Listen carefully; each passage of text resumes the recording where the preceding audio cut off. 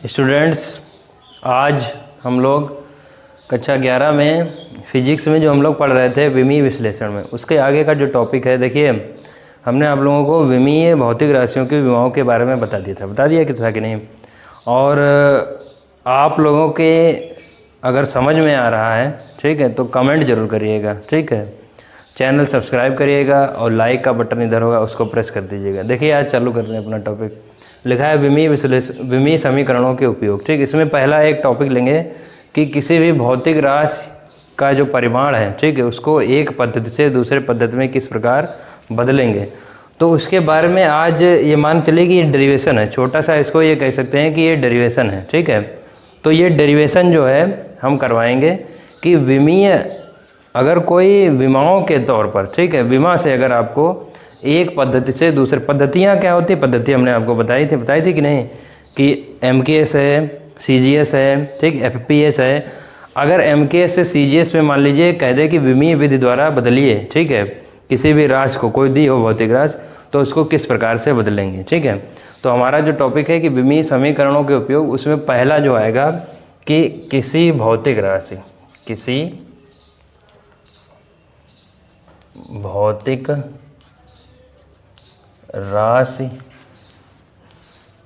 के परिमाण को एक पद्धति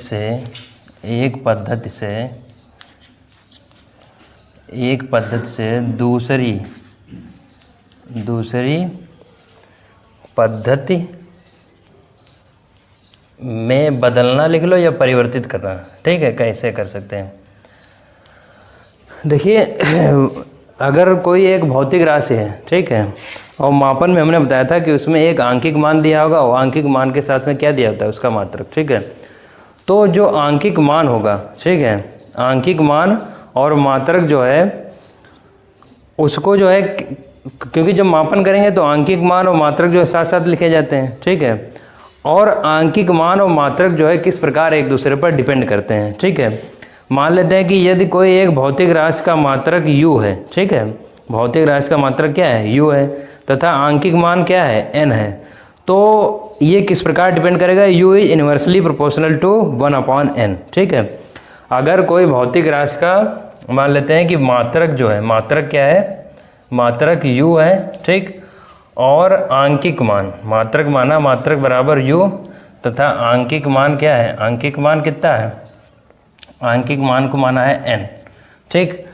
तो ये u जो है किस प्रकार से n पर डिपेंड करेगा, ठीक है।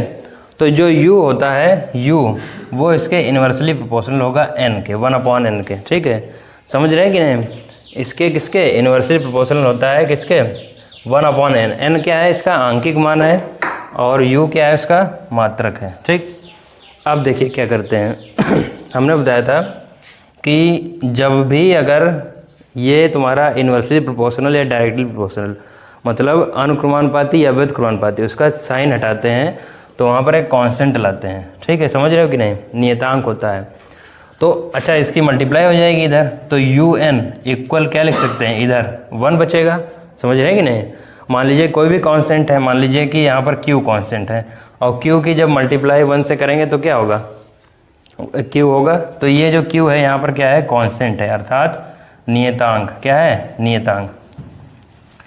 अब देखिए विमीय राशियों में कैसे करेंगे, ठीक है। विमीय राशियों में करने के लिए मान लेते हैं कि कोई किसी एक पद्धति में, देखिए आंकिक मान जो होते हैं पहले एक पद्धति में मान लेंगे, किसी एक पद्धति में जो है n1 है, ठीक है, n1 क्या है, उसका आंकिक मान, किसी एक पद्धति में लिखेंगे, किसी एक पद्धति में आंकिक मान जो है n1 है, तथा उसका मात्रक क्या है, u1 है। देखो यहाँ पर माना था कि नहीं, यहाँ पर, ठीक। ये हमने बताया किस प्रकार से इसको जो है लिखा जाता है, ठीक। ये मल्टीपल में होगा और उसके कांस्टेंट के इक्वल होगा, ठीक है, किसी एक पद्धति में। तथा दूसरी पद्धति में, ये पहली पद्धति में, दूसरी पद्धति में क्या होगा, n2 है, क्या आंकिक मान, तथा उसका मात्रक क्या है, u2 है, ठीक।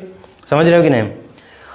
तो देखिए इसमें हमने जब इसका मल्टीपल माना था, दोनों को अगर हम इक्वल रखेंगे तो ये कांस्टेंट के इक्वल होगा कि नहीं, अर्थात हम ये कह सकते हैं कि जो n1 u1 होगा वो किसके इक्वल होगा, n2 और u2 के इक्वल। क्लियर है।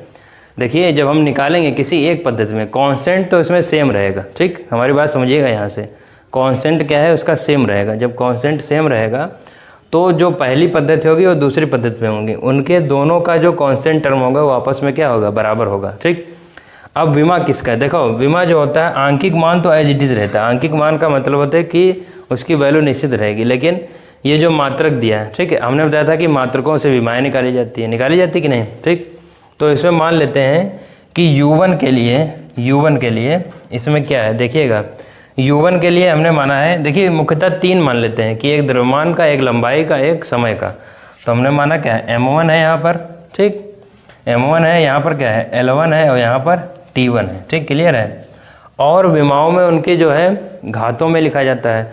तो हमने मान लिया कि इसमें A घात है, इसमें B घात है, इसमें कितनी है, C घात है, ठीक है, क्लियर है। तीनों में हमने मान ली, एक में जो है A घात, B घात और C घात मान ली गई कि नहीं, ठीक है। इसी प्रकार U2 में, ठीक है, देखो शार्ट में बता रहे हैं बिल्कुल, इसको बेहतरीन समझ में आएगा, ठीक है। तो इसका जो है M2 मान लिया क्योंकि U2 है, ठीक है, दूसरी पद्धति है। इसकी जो पावर होगी वो वही मानते हैं, ठीक है, M2 L2 की पावर B T2 की पावर C, ठीक।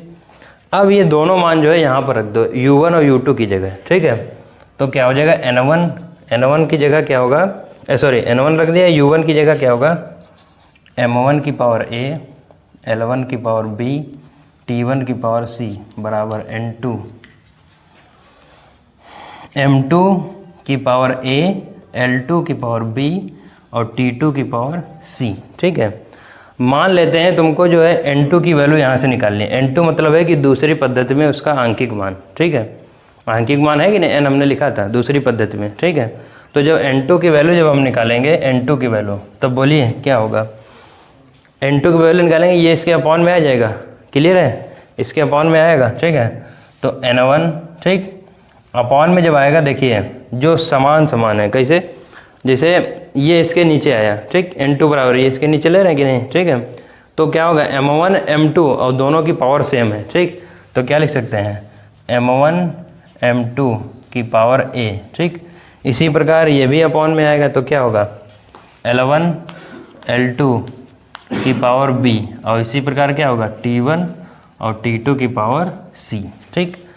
तो ये क्या होगा कि अगर किसी भौतिक राशि के परिमाण को एक पद्धति से दूसरे पद्धति में अगर बदलना है, ठीक है, तो उसके लिए यदि आंकिक मान की वैल्यू विमाओं विधि से अगर निकालनी है, मान लीजिए अभी MKS पद्धति से CGS पद्धति में, इसके 2-3 एग्जाम्पल अगले वीडियो में बता देंगे, ठीक है। पहले इतना आप लोग नोट करिएगा, ठीक है। अगला नेक्स्ट वीडियो कल आप लोगों को बता दिया जाएगा कि अगर एक पद्धति से दूसरे पद्धति में बदलना है विमीय विधि से, तो इसके लिए इसका यूज़ करेंगे। बाकी के लिए नेक्स्ट वीडियो में। Thank you.